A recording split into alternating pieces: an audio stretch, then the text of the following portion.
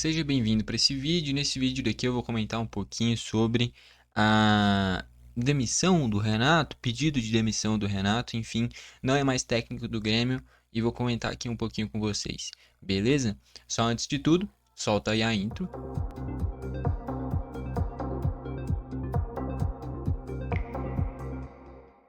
Vamos lá então, que nem eu falei, chegou ao fim a passagem do Renato, né? O Grêmio esperou terminar o Brasileirão para tomar essa decisão. E aí eu acho que esse é o grande questionamento, né? Porque a saída do Renato tava meio que nítida que tinha que acontecer, o time não rendia.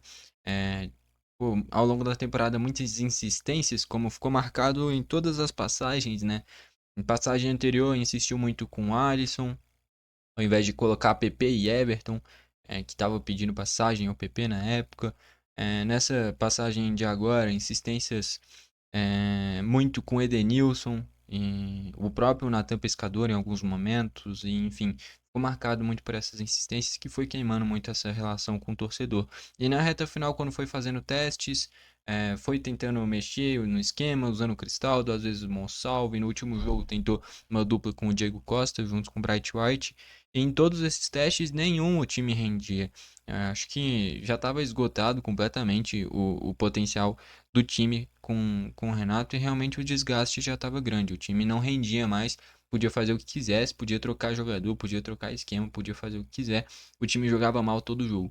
Então, tinha até vitórias, tinha, mas até nessas vitórias o time não conseguia se impor. Nesses jogos recentes, o melhor foi o primeiro tempo contra o São Paulo e nem por isso o Grêmio conseguiu fazer um jogo bom. Foi um tempo bom e o segundo tempo inteiro sofrendo contra esse time do São Paulo que, rodadas seguintes, perdeu em casa pro Juventude e perdeu no último jogo pro Botafogo também. Então o melhor jogo do Grêmio foi contra uma equipe que já não estava nem aí pro campeonato e mesmo assim sofreu bastante no segundo tempo. Não conseguiu jogar bem contra o Atlético Goianiense, não conseguiu jogar bem contra o Vitória, não conseguiu fazer um único jogo bom. Então, assim, a temporada do Grêmio foi muito ruim, não só pelos resultados, mas como desempenho também. Ficou bem abaixo. O que o Renato mais reclamou ao longo da temporada inteira foram das enchentes. Lógico, aqueles jogos que o Grêmio teve que jogar no Couto Pereira, teve que jogar na Arena Condá e por aí vai, até ali era válido essas desculpas. A partir do segundo jogo que ele já está na Arena, apaga todas essas desculpas porque não cabe mais, porque já estava jogando na Arena, não tinha mais essa desculpa de jogar longe da torcida. E até o último jogo, ele ficou usando isso como desculpa para o desempenho ruim e para os resultados ruins. Então, assim, o time ficou muito abaixo do esperado, teve dificuldades ao longo da temporada, teve, mas o time no papel não é ruim, cara. Do meio para frente tem bons jogadores. A grande questão em nomes do time do Grêmio é que a defesa é ruim. O Grêmio não tem um lateral esquerdo regular que consiga atacar bem e defender bem. O Grêmio não tem uma dupla de zaga pronta. Eu acho que hoje o único zagueiro, na minha visão, que é titular indiscutível para mim é o Rodrigo Eli, tá bom? Que já foi muito questionado pelo torcedor, mas hoje inteiro fisicamente para mim é o único titular absoluto. Gustavo Martins por mim pode vender, o Jeromel aposentou, o Kahneman por mim pode vender, o Gemerson não é jogador do Grêmio, jogador de Grêmio, aliás, né? Não é jogador que para mim mereça ser titular. Então, assim, essas as grandes posições que o Grêmio teria que melhorar nessa linha de defensiva. Do meio pra frente sempre teve boas opções e o time não conseguia nem ter a bola, e por isso eles não conseguiam jogar bem. Então, o time foi mal treinado nessa temporada, o time não rendeu nessa temporada, e o fato é esse: o Renato tentou várias e várias e várias mexidas, várias e várias formações, estilo de jogo diferente, mas nunca conseguiu ser protagonista, nunca conseguiu se impor num jogo os 90 minutos. Não, teve 10, 20 minutos bons em alguns jogos, depois se perdia dentro do jogo, o adversário ia crescendo, nunca teve um jogo que o Grêmio aplicou 3-4-0 e 3-4-0 e foi completamente dominante, tá bom? Não teve um único jogo dessa forma e dessa forma terminou a temporada com o Grêmio com 45 pontos e um Brasileirão que tinha muitas equipes medianas e que se o Grêmio tivesse um time mais regular com um desempenho melhor e que consequentemente tivesse resultados melhores, dava para ficar numa posição muito melhor. Só olhar esse São Paulo, por exemplo, o São Paulo fez uma temporada extremamente mediana e mesmo assim pegou fase de grupos de Libertadores, tá bom? A gente viu o time que o Grêmio enfrentou do São Paulo. É um São Paulo bem mediano e conseguiu pegar a Libertadores, tá bom? É porque realmente o Grêmio ficou bem abaixo mesmo, muito ruim mesmo, tá bom? Então essa troca do Renato era inevitável e indo para aqui já para a reta final do vídeo, o meu grande destaque agora é o seguinte: o Grêmio não pode contratar um técnico com o mesmo perfil. Mesmo perfil de contratar só porque é identificado com o clube. Ah, vai trazer o Cuca porque é identificado com o clube. Ah, vai buscar o Mano no Fluminense, que eu não sei nem se vai continuar, porque é identificado com o clube. Ah, vai buscar o Tite porque é identificado. Cara, eu já comentei aqui no canal várias e várias vezes. Não tem que ir atrás. Já deixa eu até mudar a tela para ir para a reta final do vídeo. Não ter que ir atrás de treinador por identificação, ter que ir atrás de treinador por ideia de jogo. E eu até comentei na análise na derrota contra o Corinthians, né, por 3-0, fechou com 3-0 na temporada ainda, para ficar nítido que não dava para realmente continuar com o Renato. O Grêmio não pode buscar treinador por identificação. É só olhar a tabela do Brasileirão que fica praticamente nítido isso daí. É um ou outro caso que o treinador é identificado com o clube. Todos os outros é por ideia de jogo, cara. Então, assim, não, eu odiaria ver algum treinador que o Grêmio contratasse por identificação. E assim, não é pra contratar também, o cara é estrangeiro, vou contratar. Não, tipo, o cara tem que ter um estilo de jogo bacana, estilo de jogo de se impor no jogo, de ser um time propositivo, como foi, por exemplo, o que o Botafogo buscou no Arthur Jorge. O Botafogo se tornou a melhor equipe da América do Sul, saiu de um time pipoqueiro do ano passado para disparar da melhor equipe da América do Sul, que nem eu falei, justamente buscando o Arthur Jorge. Qual era a identificação do Arthur Jorge com o Botafogo? Nada. Então, assim, você tem que buscar caras justamente pela ideia de jogo e não pela identificação, tá bom?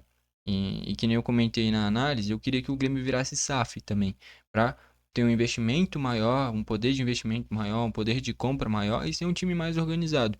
Hoje, times que viram SAF a médio e longo prazo vão ficar muito à frente dos outros. Não tem muito o que falar. Porque você vai querer competir com um time podendo pagar até 10, 15 milhões de reais em um jogador, vai chegar lá o Botafogo vai poder pagar 100 milhões nesse cara, entendeu? Então assim, tem que ser SAF, cara, tá bom? Pode ser que hoje ainda esteja nivelado. Daqui a 5, 10 anos, vai ficar muito atrás dos outros clubes, tá bom? Então, quanto antes você se adiantar nisso, melhor. Por mim, o Grêmio viraria SAF, é, e o time conseguiria render muito mais, ter jogadores melhores, desempenhos melhores, mais títulos e até uma saúde financeira melhor e mais tranquila, né? Porque se o time tivesse mal financeiramente, não seria o time que estaria mal financeiramente, seria o dono do time. E aí ele vende o clube e o clube continua bem. Então, assim, eu acredito que o ideal para o Grêmio seria virar SAF e, para fechar nesse assunto do técnico, ter que buscar um técnico pela ideia de jogo. Só olhar a tabela do brasileiro. Primeiro colocado, Botafogo, Arthur Jorge, zero identificação com o clube. Segundo colocado, Palmeiras. Quando o Abel veio para o Palmeiras, não tinha nenhuma identificação com o clube. Terceiro colocado foi o Fortaleza. Vojvoda. Qual a identificação que tinha com o Fortaleza? Zero também. São os três primeiros colocados, não tinha nenhuma identificação. E aí sim, vem o Inter, que o Roger era identificado com o Grêmio, né? E foi pro Inter e também deu certo. O Felipe Luiz, sim, é um cara que aí sim era identificado, mas é porque ele realmente é diferenciado, é acima da média, dá pra ver que é muito inteligente. E, enfim. Aí vai pro sexto, o São Paulo. O Zubeldia também não tinha nenhuma identificação. E por aí vai. Os três primeiros colocados, nenhum técnico era identificado com o clube. Você tem que buscar o técnico pela ideia de jogo, pelo que ele pode agregar o time, fazer o time virar realmente uma potência. E não que nem o Grêmio foi a temporada inteira, só levando para os jogos, aí vai trocando posição por cansaço, vai se adaptando a cada jogo. Cara, você tem que ir para um jogo pro adversário se adaptar ao seu estilo de jogo e não para você ir se adaptando a cada adversário, cara. Então assim, falta o Grêmio ser uma equipe mais protagonista realmente. E é isso que eu queria ver num futuro técnico do Grêmio. Independente de quem seja, eu não tô falando de nomes, eu tô falando de ideia de jogo. E, de novo, não pode contratar técnico por identificação. Porque senão vai ser a mesma coisa do Renato e aí vão falar, aí ó, demitiu o Renato e não mudou nada. Mas é lógico, contratou o mesmo perfil de treinador. Então, assim, tem que buscar um técnico pela ideia de jogo. Tem o gauchão para ir testando. Nem que você vai lá e não passou nem de fase de grupos. Fase de grupos não, nem na primeira fase do gauchão. Mas se você vê que é um time que tá com uma postura diferente, dá pra ver que é um time que no longo prazo isso vai ser bom, é uma consequência que vale a pena ser paga. melhor do que ganhar gauchão, como acontece todo ano, e uma temporada atrás da outra fazer campeonatos medianos. Ano passado destoou porque a gente tinha um dos melhores jogadores da história. Não é exagero falar isso do Suárez.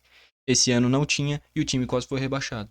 Então, assim, não dá pra depender de um jogador. Tem que ter um estilo de jogo no geral, de um time protagonista e que com isso os jogadores vão aparecendo, todo mundo vai se potencializando e o time vai subindo e cada vez sendo uma equipe melhor e maior no futebol brasileiro e no futebol mundial, tá bom? Enfim, no geral é isso. Gostou do vídeo, deixa o like, não gostou, deixa o dislike. Comenta sugestões de técnicos que você queria no Grêmio. Eu ouvi aí alguns nomes, né? Tipo o Pedro Caixinha. Eu não gostaria. Tipo, é estrangeiro? É, mas isso não é critério. O cara fez uma campanha horrível essa temporada pelo Bragantino. Chegou até bons momentos anteriormente no Bragantino, mas essa temporada foi ruim. E eu não vi nada demais nesse Bragantino, tá bom? O Crespo talvez seria interessante aí, São Paulo, ex-Defensa e Justiça. Mas enfim, como eu falei, é mais pela ideia de jogo do que pelo nome que eu queria um técnico no Grêmio, tá bom? Enfim, foi esse o vídeo, valeu e falou.